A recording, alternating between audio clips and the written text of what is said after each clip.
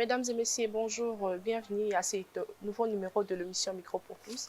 Je risque de vous retrouver aujourd'hui dans le cadre de cette émission. Merci de suivre Congobèse ainsi que notre émission. Merci pour vos appels, encouragements et autres. Voilà, comme vous le savez, dans cette émission, nous avons la capacité de recevoir tout le monde. Une émission qui n'a pas de barrière sur qui que ce soit. Nous parlons politique, nous parlons sur la musique profane et la musique chrétienne, ainsi bien d'autres. Voilà, aujourd'hui, nous allons parler de la RDC face aux droits de l'homme. Maître Georges Kampiamba de l'Arcage va nous en parler. Bonjour, maître. Bonjour madame, Comment bonjour à tous allez-vous? les téléspectateurs. Merci beaucoup. C'est pour nous un plaisir de vous recevoir aujourd'hui à cette émission Micro pour tous. Merci. Voilà, et nous sommes vraiment contents de vous recevoir. Comment allez-vous, maître Je Georges? vais bien par la grâce de Dieu. Alors, maître Georges, vous êtes président de la CAGE. Nous avons trouvé bien de vous recevoir aujourd'hui dans cette émission pour parler de la RDC face aux droits de l'homme. On va essayer de passer des moments ensemble et j'espère bien que ça sera bien. Okay. Comment se passe à la CAGE? Comment vous allez? Comment l'activité à la CAGE? Non, ça va. La cage fonctionne normalement. Tous nos projets sont en train de fonctionner. Et là, nous sommes en train de réadapter certaines de nos activités en fonction du processus électoral, parce que nous savons que c'est une période où il y a généralement beaucoup de situations de violence. Et nous devons être en mesure d'avoir une présence accrue sur terrain dans plusieurs territoires, dans les villes, pour surveiller l'exercice des libertés publiques, surveiller les comportements des agents de l'ordre, mais aussi surveiller les comportements de membres de partis, regroupements politiques, que ce soit ceux qui sont au pouvoir, comme ceux qui sont dans l'opposition, et de temps en temps alerter les uns et les autres sur des faits ou des comportements qui risqueraient de compromettre la bonne marche vers la consolidation de notre état de droit démocratique. Voilà, maître, comme vous le savez, nous sommes dans un pays démocrate. Les gens ignorent certaines choses. Les gens se permettent de dire non, droit de l'homme, voilà, il y a telle chose qui se passe, c'est un droit de l'homme. Comment nous expliquer, maître Georges, aujourd'hui, comme nous avons l'opportunité de vous recevoir dans notre micro, qu'est-ce que les droits de l'homme? Qu'est-ce que signifient les droits de l'homme?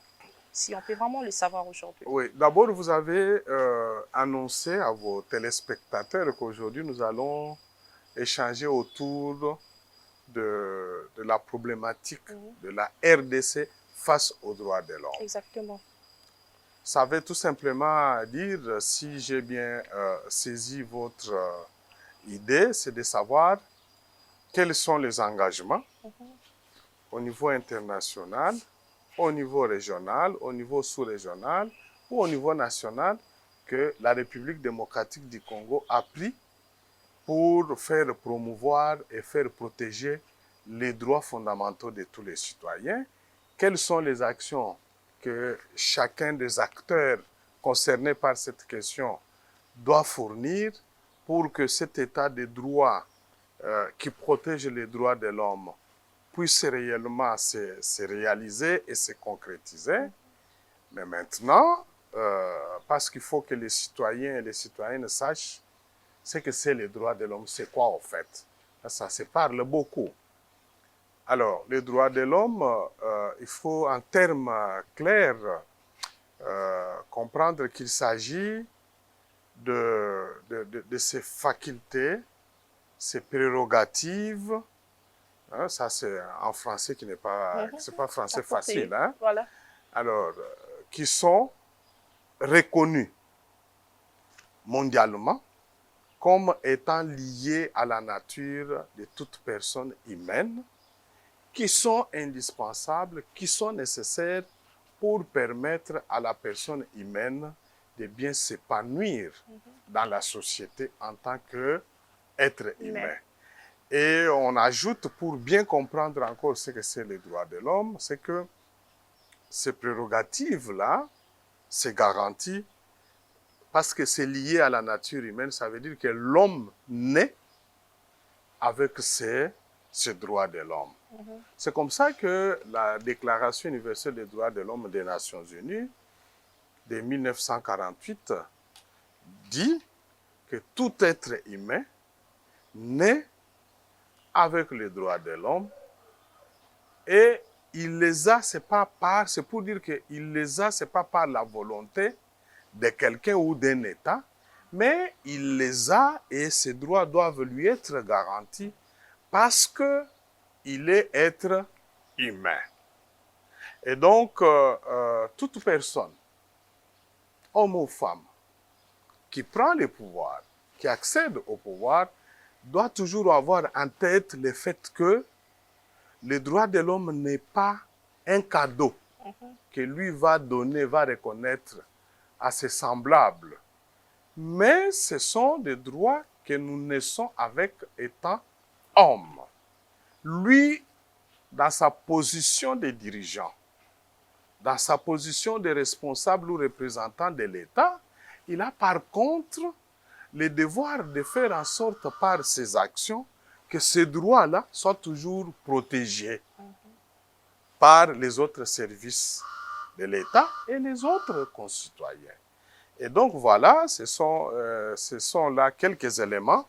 Mais ça peut avoir quoi comme l'importance? C'est quoi l'importance exacte du droit de l'homme? Alors, ça a quelle importance? Oui, comme je l'ai mentionné dans la petite définition, nous ajoutons en disant que ces droits-là sont importants. Pourquoi? Parce que c'est en les reconnaissant, en les activant, en permettant les réjouissances que l'homme qui en est titulaire arrive à s'épanouir, arrive à se développer. Je vous donne un exemple pour que vous puissiez bien comprendre. Lorsque on dit que tout enfant a droit d'avoir accès à l'éducation de base. Pourquoi? C'est un droit reconnu à un enfant. Donc un enfant, il est né, bébé, il grandit. Dès qu'il atteint l'âge où il peut déjà commencer à apprendre comment écrire une voyelle, comment écrire un chiffre 1, 2, comment compter, il faut absolument que l'État, la société, soit organisée de manière à permettre à cet enfant-là d'accéder à cette éducation-là, jusqu'à ce que l'enfant va monter de l'école maternelle, primaire, secondaire, universitaire. C'est important, pourquoi? Parce que si cet enfant n'accède pas à cette éducation, qu'est-ce qu'il va devenir? Ce qu'il va devenir, c'est que cet enfant va grandir et devenir un illettré. Il ne saura pas se retrouver dans les milieux des autres enfants qui auraient eu accès à l'école pour discuter avec eux, par exemple, des chiffres. 30, c'est quoi? Faire un peu le petit jeu, des petites discussions, de dire 3 fois 3 égale combien. Donc, il suffirait seulement que cet enfant se retrouve dans un groupe pareil, il va être frustré parce que c'est que les enfants qui vont avoir accès à l'éducation et vont apprendre ces connaissances, quand ils vont se retrouver, lui va être écarté et automatiquement ça va le frustrer. Il va petit à petit commencer à quitter ce groupe-là. Et c'est ce qui fait que quand il va grandir, il va chercher maintenant un milieu où les groupes des autres enfants qui ont le même niveau que lui. C'est généralement les enfants qui se perdent, qui vont aller dans la rue, qui vont se retrouver pour commencer à parler seulement de comment fumer la cigarette, comment boire, comment monter des petits coups pour voler ou agresser des gens pour voler les téléphones. Bref, cet enfant va être vraiment préparé à la délinquance. Donc, vous voyez déjà, il ne saura pas s'épanouir. Par contre, ceux qui vont aller à l'école vont s'épanouir. Pourquoi? Parce que le fait d'avoir appris compter 1 jusqu'à 10, savoir écrire, ils vont être par exemple à la télévision, ils pourront suivre des émissions, ils pourront suivre des jeux, ils pourront discuter avec les autres, ils pourront se produire dans des scénettes de théâtre, ils vont chanter dans d'autres langues, Et quand ils vont terminer, par exemple, leurs études, ils vont prétendre à devenir, par exemple, des médecins, des enseignants, des avocats. Par contre, les autres ne pourront jamais, ils vont devenir carrément comme des laissés pour compte de la société. Voilà. Et c'est comme ça que nous avons beaucoup de délinquants. Mais qui peut vraiment bénéficier de ces droits, Maître Georges? Nous Alors, prenons les exemples, excusez-moi, ouais. de phénomène Koulouna, par exemple. Nous allons vraiment prendre un peu de profondeur Bien sur ça. sûr. Mais aujourd'hui, nous voyons, on a vu bel et bien, il y a eu des moments sur lesquels il y avait des lois qui ont été votées qui est toute Koulouna Barokuta Lanzela, parce qu'on doit être, pour tout la Bandeko Baolanda Biso, ils nous ont plus demandé que les missions sont bilingues. Voilà, oui, il y a eu des appels par rapport à ça. Donc, Bandeko Nabiso ya Congo, Biso a na Congo, tout le monde a qui moment moko boye, bapesaki loi moko boye ke Koulouna nyonso tu bakokuta o bayebi bakende bakanga babomaye carrément. On a vu Babiloko et les cas qui est opération Likofi, si je ne me trompe pas. Mais après ça, tu vois que non, tu as droit de l'homme, ici, que non, ça langote. Mais dites-nous un peu, Maître Georges, Koulouna a recoute à Namutu, à papier et lichette, à bomier, à salier mabé, à violer, à botoli tout. Vous voyez? Mutuana, azana droite. Koulouna kaka baroko boma. Tepo azana droit bongo muto Koulouna sali mabe victime wana azana droit te. Comment expliquer cela? Azana droit ya on na utikoloba na lobby. Il faut totia na culture na biso ko respecter, ko faire respecter droit de l'homme. Na otiko yebisa yo que mwana oyo akoli sans que azwa possibilité ya kotanga. Aozala na ko rencontrer ba kokoso ebele dans le parcours na ye.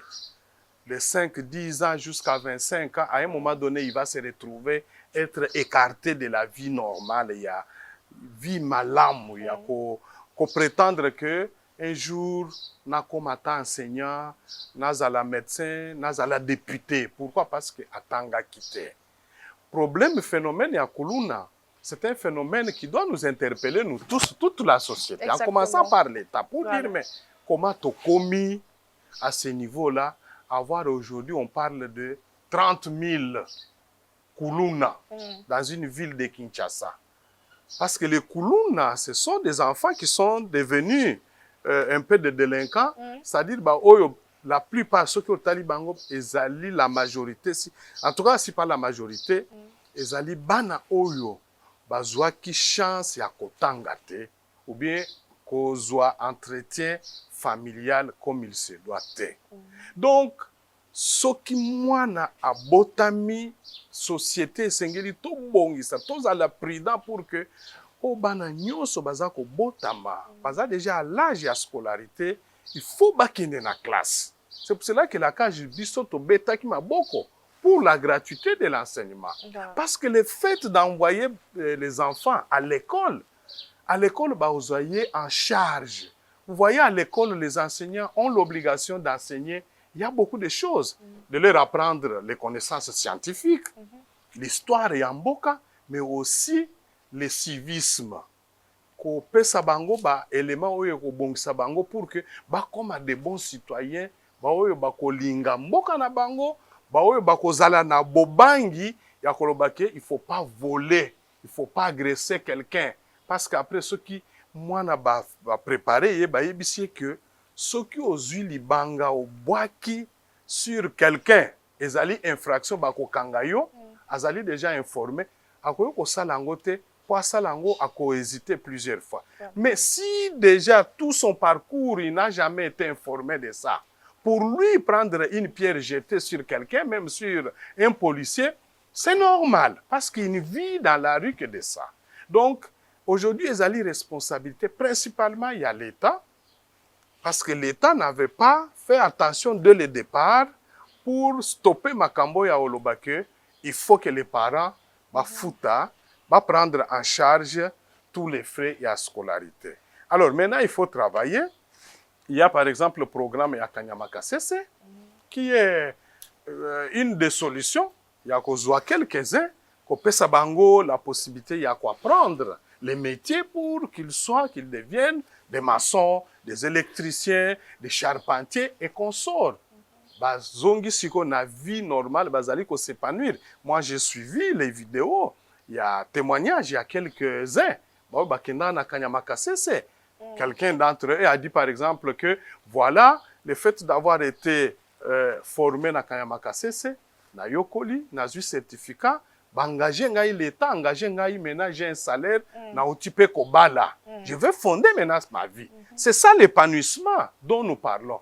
Donc, le fait ya kozwa bango otia bango na formation, l'État accomplir l'une des obligations ya kopesa bango droit d'apprendre pour devenir des gens épanouis. Mais kokanga bango koboma wana eza malamu te. Parce que nous avons d'autres alternatives, solutions.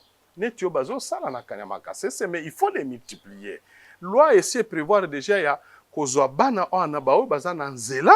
Ça c'est normal, ça c'est la responsabilité à l'État. On ne peut pas avoir des enfants en train de faire la mendicité professionnelle dans nzela. Tout le monde a bango sur boulevard, sur beaucoup de... L'État a l'obligation ya ko kanga bango, soit ko retourner bango na ba famille na bango, ou bien ko tia bango à la disposition des familles d'accueil, ba oyo bako travailler en partenariat na l'État, ba bako zwa moi lisungi à l'État pour que ba entretenir bana na balongwa na zela parce que c'est pas là leur place. Mais ko boma wana biso to kondi mango te yango to telemela kama kambo ya likofi. C'était à ce niveau-là pour dire non, ils sont devenus ce qu'ils sont. C'est parce que la société, l'État les avait négligés. Maintenant, nous devons les gérer autrement en respectant aussi droit na bango. Voilà, merci beaucoup, maître. Mais maître Georges Kampiambo, en ce qui concerne le droit de l'homme en RDC, est-ce que nous avons connu des avancées, on peut le dire? Alors, sur le plan législatif, nous avons connu beaucoup d'avancées. La première avancée, c'est que nous avons une nouvelle constitution de 2006. Quand vous prenez cette constitution, vous prenez déjà les préambules. Vous allez constater que dans les préambules, comme à l'article 1er de la constitution, nous les Congolais, à travers notre constitution, nous avons réaffirmé notre volonté de construire au cœur de l'Afrique, sur notre espace Congo, un état de droit démocratique. Or, un état de droit démocratique, c'est l'état qui garantit et qui protège les droits fondamentaux des citoyens. Donc, c'est déjà une avancée sur le plan des textes. Il y a d'autres textes comme ça. On a adopté la Convention pour la protection de l'enfant. Beaucoup d'autres textes, la RDC a ratifié. Nous avons adhéré au statut, ratifié les statuts de la Cour pénale internationale pour prévenir l'impunité des crimes graves. Bref, beaucoup de choses comme ça. Mais il y a un problème.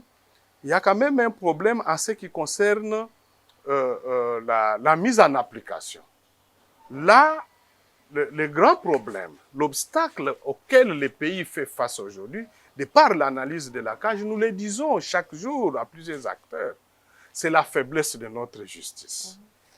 La faiblesse de notre justice est due au fait que, premièrement, la justice étant l'un des trois pouvoirs de l'État, les gouvernements ne lui accordent pas la même place qu'il faut comme le gouvernement le fait pour d'autres pouvoirs.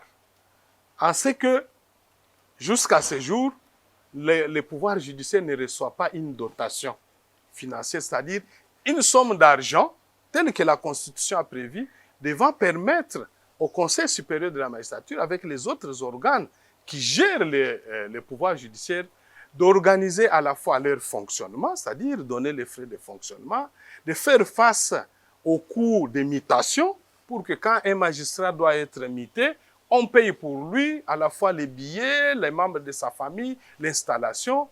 Et c'est toujours dans cette dotation que le pouvoir judiciaire fait face, par exemple, au problème des soins médicaux. Je peux vous dire que la CAJ, nous sommes intervenus pour beaucoup de magistrats, dont le dernier cas, c'était l'année passée, un magistrat qui est décédé. Le corps a été même confisqué dans l'une des formations médicales de la place. Pourquoi? Parce que sa famille n'était pas en mesure de payer. Tout ça, c'est dû à quoi? Dû au fait que le gouvernement, jusqu'à ce jour, a mis en place un mauvais système, ne respecte pas la Constitution. Et à ça, nous accusons aussi le Parlement. Parce que la loi budgétaire est votée par le Parlement, ça doit s'organiser déjà au niveau du Parlement de manière à ce qu'on dégage ce qu'il y a comme dotation financière du pouvoir judiciaire. Ça, c'est constitutionnel. Quand on ne le fait pas, on affaiblit le fonctionnement de la justice. C'est ce qui fait que quand vous allez dans des cours et tribunaux, vous allez voir que ce sont les justiciables qui se prennent en charge. Il faut que ce phénomène cesse. Nous espérons. Deuxième chose, c'est qu'en ce qui concerne les magistrats eux-mêmes, il y en a peu aujourd'hui qui considèrent que l'indépendance qui leur est reconnue par la Constitution doit s'appliquer. Il y en a la majorité qui ne souhaitent même pas qu'ils soient indépendants. Pourquoi? Parce qu'ils en trouvent leur compte. Ils trouvent leur compte comment?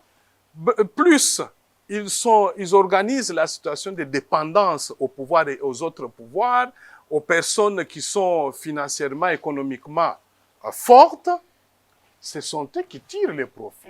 C'est comme ça que la CAJ, nous avons déjà dénoncé, nous continuons à dénoncer le fait que, en ce qui concerne par exemple la lutte contre la corruption, le détournement des deniers publics, lutte contre le blanchiment des capitaux, les magistrats ne font pas ce qu'il faut faire.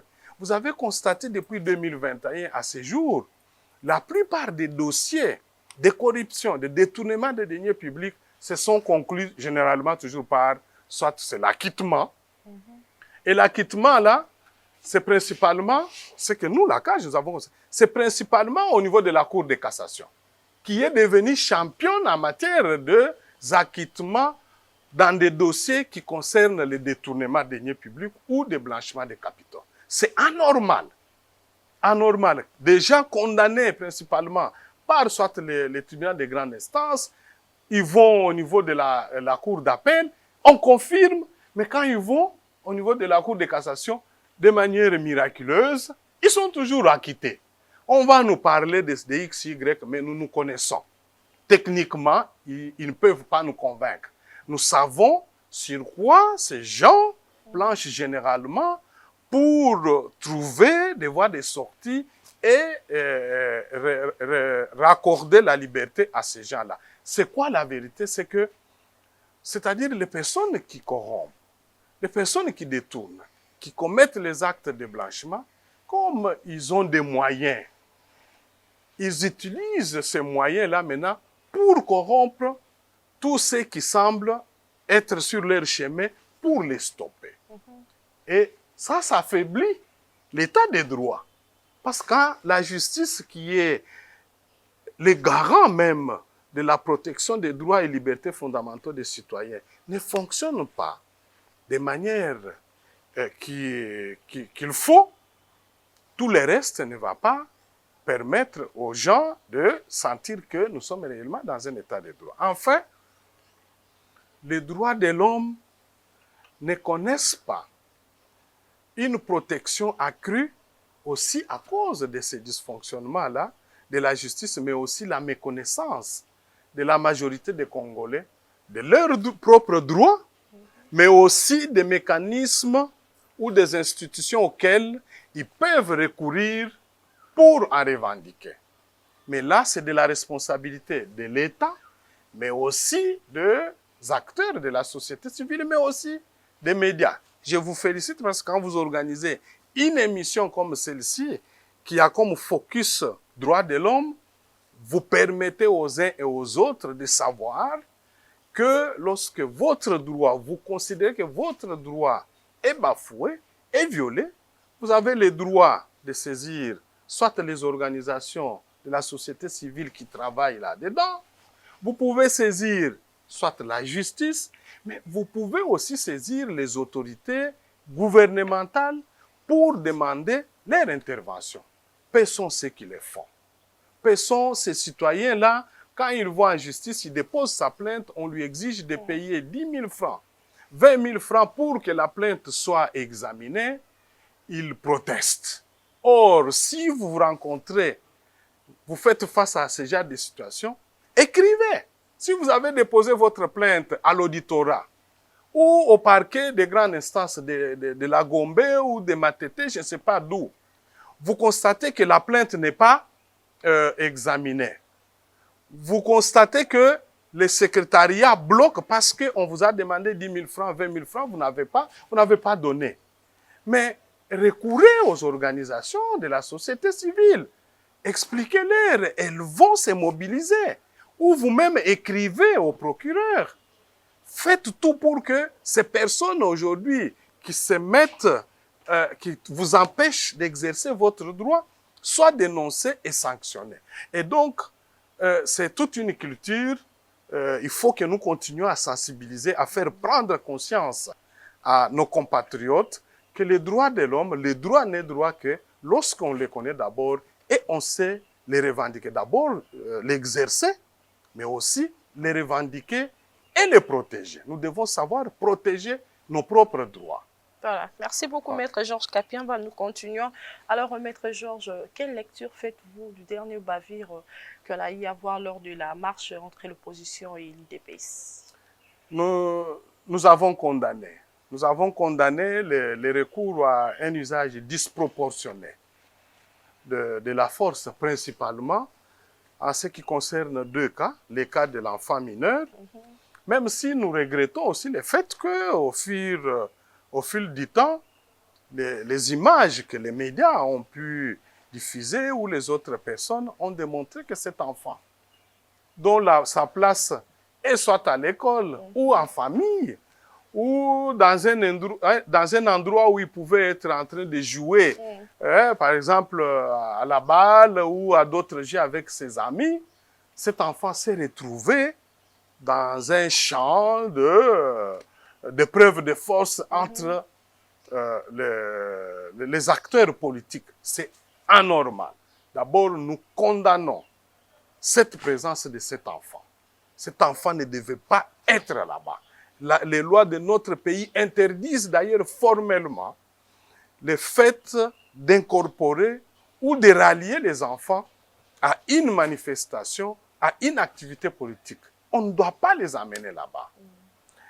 Deuxièmement, nous avons condamné le fait que l'autorité politico-administrative est en violation de la circulaire du ministre de l'Intérieur numéro 002 de 2006 portant modalité d'exercice des manifestations et réunions publiques ait organisé les mêmes jours autorisés ou ait pris acte sur l'autorisation de 3 activités dans une même ville, sans s'aviser qu'il pouvait y avoir une éventualité d'affrontement ou des affrontements. Ça, ce n'était pas une bonne chose. Parce que la circulaire est claire là-dessus. La circulaire dit, lorsque l'autorité politico-administrative reçoit l'annonce de manifestation, marche, sit-in, cortège ou caravane motorisée, réunion publique, rassemblement public de plusieurs organisateurs, il doit prendre acte pour la demande du premier organisateur. Mais est-ce que le droit de l'homme est respecté? On peut dire que Non, on n'avait pas respecté parce que quand on fait un recours disproportionné à la force, on viole les droits. En matière du rétablissement ou de maintien de l'ordre, la République démocratique du Congo a adhéré à un certain nombre de règles des Nations Unies. Vous ne pouvez pas faire l'usage d'armes à feu contre des personnes qui ne portent pas d'armes, soit d'armes à feu ou d'armes blanches. De deux, les éléments de la police, et d'ailleurs 2-3 jours avant, la CAJ avait déjà alerté les autorités sur ça, ne peuvent y aller qu'en portant des armes non létales, c'est-à-dire des armes qui ne peuvent pas tuer.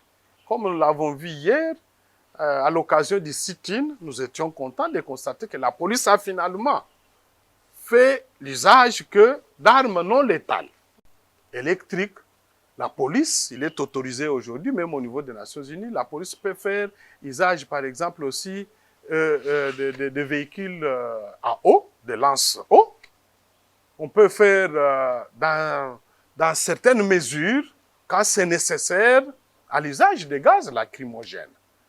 Lorsqu'on utilise les premiers et on se rend compte que la foule ne se disperse pas et que les éléments de la police, leurs vies sont mises en danger, ou qu'on n'ouvre pas la voie publique, à ce moment-là, on peut utiliser les gaz lacrymogènes pour les contraindre à se disperser. Mais ce qui s'est passé le 20 n'était pas correct parce qu'il y a eu le recours aux armes à feu et on a vu les leaders de l'opposition présenter même des douilles. Sur ça, nous demandons une enquête encore, nous suivons ça de plus près. Et aussi le fait d'avoir soumis cet enfant-là à des coups violents. Et un autre monsieur qui a été pourchassé à l'intérieur même d'un quartier, sur une avenue, au milieu de plusieurs policiers, avec d'autres personnes en civil, ils se sont mis à les tabasser sérieusement. Nous sommes contents et nous avons pris bonne note le fait qu'on ait déjà arrêté 3 policiers qui sont déjà déférés à l'auditorat. Nous allons suivre pour que les sanctions conséquentes leur soient infligées. Mais enfin, je termine sur cette question. Voilà. Pour que réellement la police soit en mesure de faire face à ce genre de situations dans un état de droit, parce que c'est des situations normales. Dans une démocratie, il y aura toujours ça, des gens qui vont chercher à contrer les autorités ou à marcher sur les décisions de l'autorité.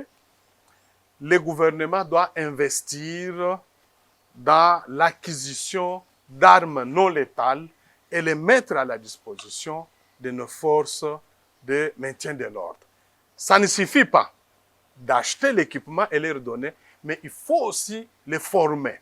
Les former sur les règles qui gouvernent les droits de l'homme, la protection, les former sur la procédure à suivre pour, par exemple, faire l'usage des matraques électriques, à quelles sont les parties du corps où il faut donner des coups pour éviter que ça puisse provoquer un dommage irréparable. Donc tout ça, ça doit être enseigné aux policiers de sorte que quand ils ont maintenant ces outils, qu'ils les utilisent de manière tout simplement à affaiblir la capacité de résistance des manifestants ou des personnes sans que ça puisse entraîner des dommages irréparables contre l'un d'entre eux. Voilà, merci Maître Donc, Georges. formation, équipement, formation.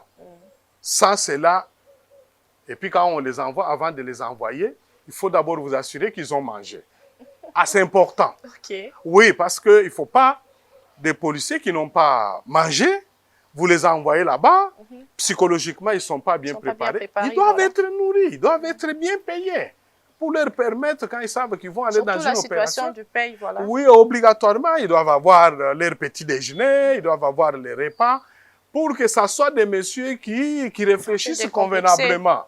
Mais quand vous envoyez des gens qui ont déjà des multitudes de problèmes à la maison, qui ne savent pas résoudre, ils vont penser aller se décharger sur les paisibles citoyens avec la colère et tout ça, voilà. Ok, c'est des charges sur la population. Alors, Maître Georges, quels sont les mécanismes de l'RDC qui sont chargés de protéger les droits de l'homme? Alors, nous avons des mécanismes d'abord étatiques. En ce qui concerne les mécanismes étatiques, nous avons les premiers qu'il faut mentionner. Nous avons la Commission nationale des droits de l'homme. Nous avons le CESAC. Le CESAC est un des mécanismes qui a en charge aussi la protection des droits liés à l'exercice de la profession des journalistes et de tous les professionnels des médias. Nous avons, en dehors de ces deux, s'ajoutent maintenant les cours et tribunaux. Donc la justice.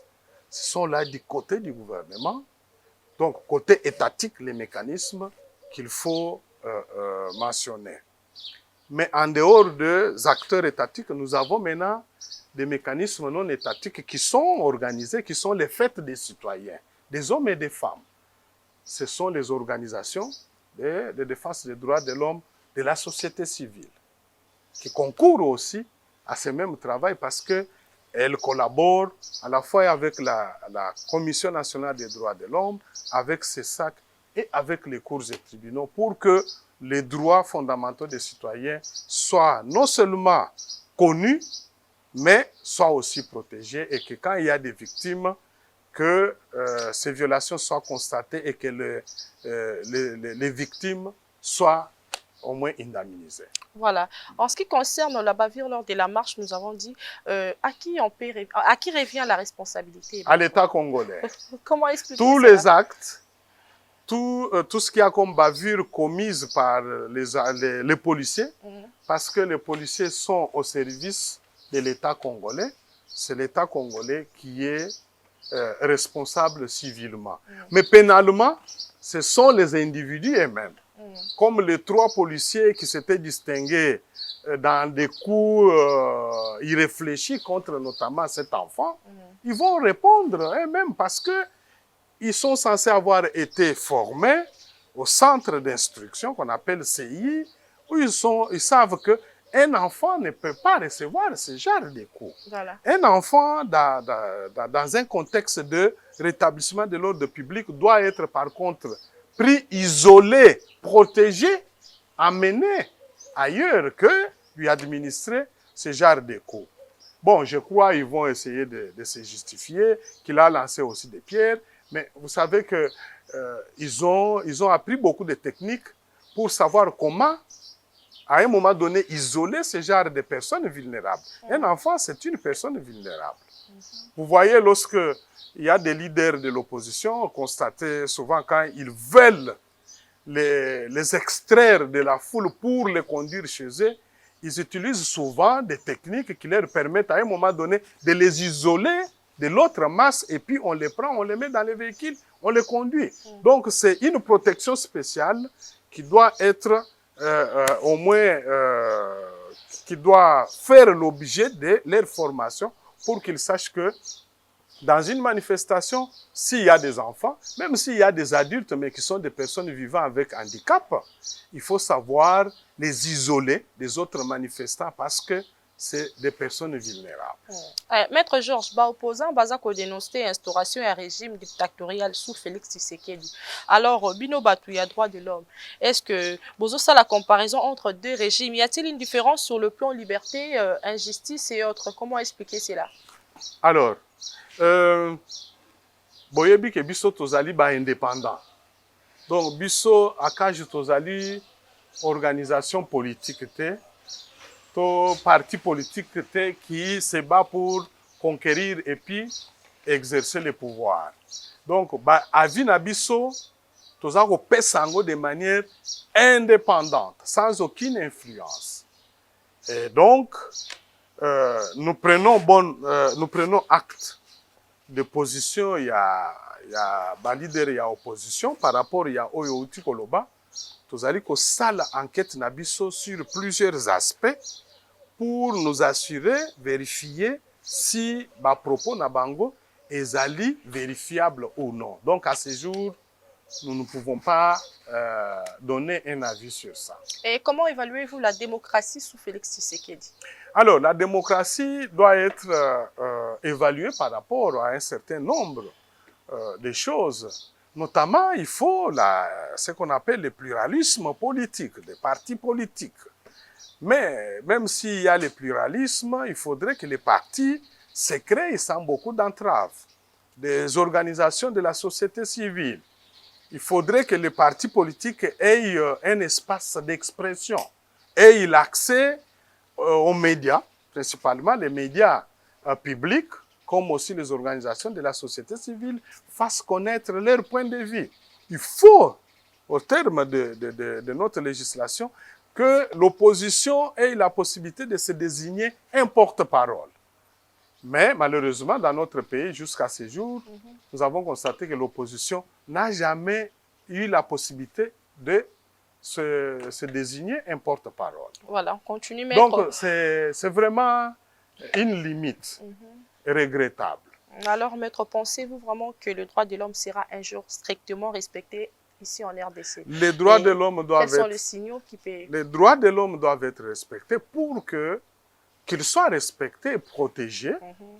Il faudrait que nous, le peuple congolais, lors des élections, nous puissions désigner et élire des dirigeants, des hommes et des femmes qui sont déjà préparés, qui peuvent nous convaincre sur leur capacité à protéger les droits de l'homme. Ok. Alors, étant victime de Kuluna, que faire quand vous êtes victime d'un Kuluna, protégé par les droits de l'homme? Vous, que faire? Il faut porter plainte. Il faut aller porter plainte auprès de la police, auprès des parquets, et s'organiser en sorte qu'il y ait un suivi sur le traitement de votre plainte et que là, l'enquête se mène, que les soi-disant criminels urbains soient identifiés, arrêtés et tenus à rendre les comptes à la justice. Alors, maître, plus de 2 millions de doublons lors de l'audit du fichier électoral.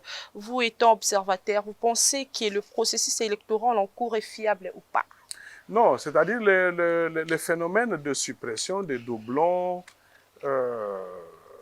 ça s'est fait. Ça s'est fait partout. Ce n'est pas une spécificité seulement pour la RDC. Nous suivons le processus dans d'autres pays. Il arrive toujours un moment où il faut faire le nettoyage.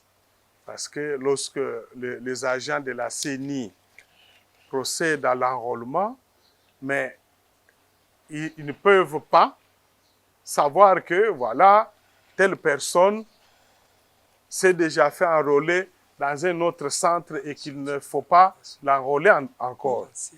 Et la technologie permet aujourd'hui d'avoir des outils qui, au finish, permettent de retrouver les doublons et de les nettoyer. Donc, ce qui a été fait, nous pensons que c'est une bonne chose. Nous félicitons la CENI d'avoir réalisé ce processus-là avec les experts, avec les groupes d'experts nationaux et internationaux. Pour le reste, comme nous disons, il faut que les gens comprennent que les organisations de la société civile ne sont pas acteurs directs dans la conquête des pouvoirs. Nous, notre travail, c'est de veiller à ce que les lois de la République soient respectées, les instruments juridiques internationaux soient respectés, appliqués au processus, et que le processus lui-même soit d'abord transparent, qu'il soit équitable, qu'il soit démocratique, et puis inclusif.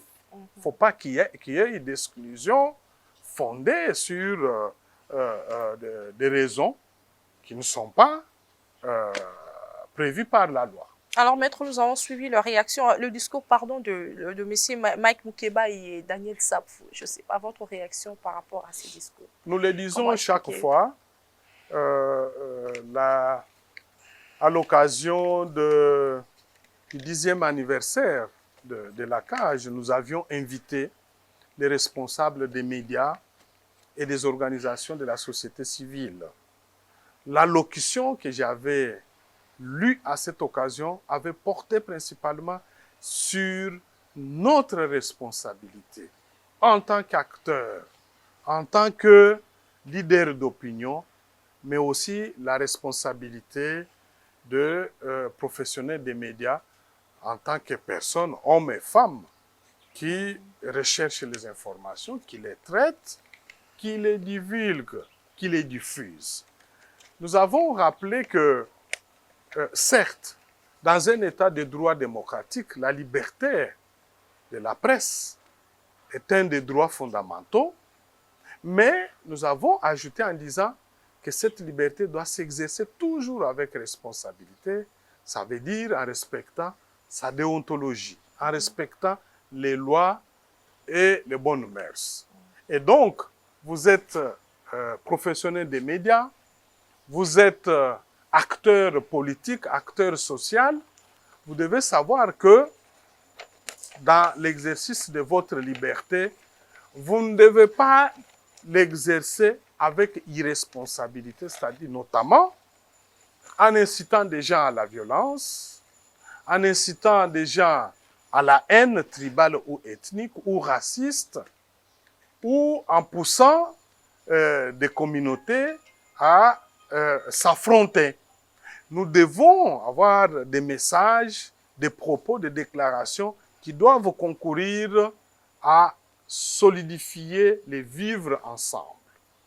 La cohabitation pacifique des hommes et des femmes, des tribus, des communautés, membres de différentes communautés qui sont en République démocratique du Congo. Nous sommes à plus ou moins 450 tribus selon l'historien Ndayouel dans son ouvrage sur l'histoire du Congo.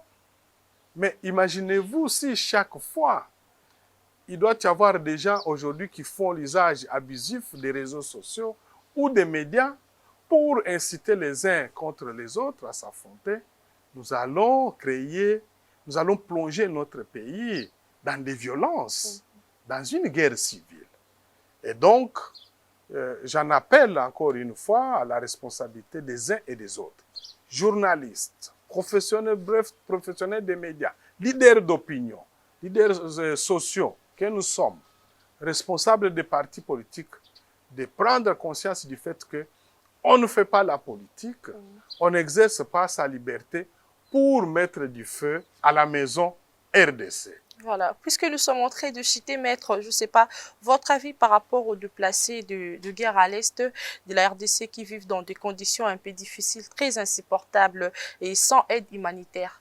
Votre avis, je ne sais pas quel message nous y travaillons, nous travaillons beaucoup avec les ministères des Affaires sociales. Nous suivons de plus près tous les efforts qui sont déployés et nous ne cessons de marteler, de presser les gouvernements, même le Premier ministre, nous lui avons déjà écrit plusieurs fois, mais nous faisons aussi les plaidoyers auprès de la communauté internationale parce que nous savons que notre pays n'a pas suffisamment de moyens.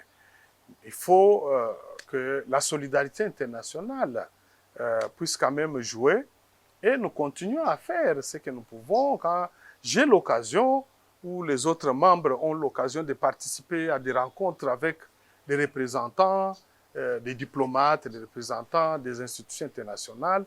Nous ne manquons jamais d'insister pour que la communauté internationale se mobilise autant pour les déplacés internes, principalement de la guerre que le Rwanda mène contre la RDC sous le label de terroristes du M23, parce que ces populations ont droit à jouir aussi de la solidarité internationale. La solidarité internationale aujourd'hui, surtout en ce qui concerne la fourniture en assistance humanitaire, fait partie des droits de l'homme. Donc, les personnes qui sont en détresse ont le droit de recevoir les secours, l'assistance de toutes sortes de la part des autres concitoyens, mais aussi des pays, principalement membres des Nations Unies. Nous remercions en passant, nous félicitons beaucoup d'autres États qui ont agi. Vous avez vu que l'Union européenne a mobilisé, a créé un pont humanitaire pour apporter un soutien à nos compatriotes. Il y a eu, je crois, l'Arabie Saoudite, les pays comme Qatar, et beaucoup de pays comme ça s'étaient mobilisés. Je crois aussi les États-Unis. Bref, nous continuons à les pousser à ce qu'ils ne puissent pas oublier la situation de ses compatriotes, parce qu'aujourd'hui, il s'ajoute aussi la situation au Soudan, qui risquerait de faire bypasser la nôtre. Parce qu'à ce moment-là, les gens ont toujours tendance à aller là où il y a encore une sorte d'actualité. C'est à nous, vous les médias et nous, de continuer à parler pour ces gens-là, parce que c'est vous et nous qui devons nous comporter comme des porteurs de leur voix, parce que ce sont des sans-voix. Ces déplacés-là qui sont à Mugunga, qui sont à Niragongo, etc., à Goma et ailleurs, ne peuvent pas avoir accès aux médias pour faire entendre leur voix. Mais c'est à nous, c'est à vous, à nous de le faire. Et comme vous soulevez la question, je crois que tous ces acteurs nous entendent aussi pour qu'ils ajoutent encore leur aide, qu'ils n'abandonnent pas nos compatriotes. Voilà, merci beaucoup, Maître Georges. Nous sommes vraiment à terme de notre émission aujourd'hui. Je ne sais pas votre message à la population congolaise et aux personnes qui ont vraiment de l'estime pour la CAJ. Je commence par les derniers, ceux qui soutiennent l'action de la CAJ, qui nous envoient des messages d'encouragement. Mais aussi ceux qui nous critiquent. Je reçois beaucoup. Nous recevons beaucoup. Que ce soit sur notre site web, des commentaires. Des commentaires m'envoyés personnellement. dans les réseaux sociaux, nous lisons tout ce que vous écrivez. Mais quand vous le faites de manière à construire, nous vous applaudissons. Mais ne le faites pas dans le sens de nous décourager. Parce que lorsque vous voulez tout le temps comparer ce que nous faisions hier à ce que nous faisons aujourd'hui, sans vous approcher de nous pour connaître les éléments, les contours de notre approche, vous ne vous rendez pas un bon service. Mais nous restons toujours attentifs et nous prenons de temps en temps des dispositions pour que des corrections soient faites par rapport, en tenant compte aussi de vos critiques constructives. Pour ceux qui nous encouragent de plusieurs manières, nous vous remercions. Nous demandons aux Congolaises et aux Congolais de se mobiliser au sein du mouvement national des droits de l'homme. Parce que la défense, la promotion et la défense des droits de l'homme doit être considérée comme une cause nationale. Il faut connaître ses droits, il faut connaître aussi les moyens pour défendre ses droits. S'il y a eu des pays qui se sont développés, c'est plus les pays où les hommes et les femmes se sont intéressés, se sont conscientisés par rapport à leurs droits et ont appris à défendre leurs droits par les voies des droits.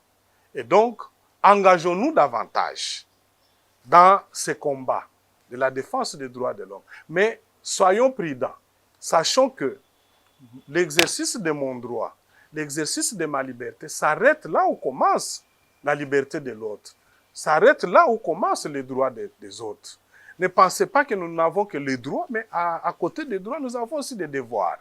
Parmi les devoirs, c'est de veiller à ce que nous ne puissions pas embraser notre pays, nous ne puissions pas tenir des discours racistes, tribalistes, qui vont créer des problèmes entre les Congolais, qui risquent de plonger notre pays dans une guerre civile. Et donc, nous restons toujours à l'écoute des uns et des autres. Aux membres du gouvernement, il y en a qui nous supportent, qui nous supportaient, il y en a qui nous critiquent. Nous sommes toujours à leur écoute. Mais ils doivent savoir qu'à partir du moment où vous, hommes, femmes, vous avez accepté d'accéder au pouvoir de l'État, vous êtes automatiquement dans les viseurs de la population. C'est tout à fait normal et des organisations de la société civile. Vos faits et gestes doivent être au moins analysés par nous.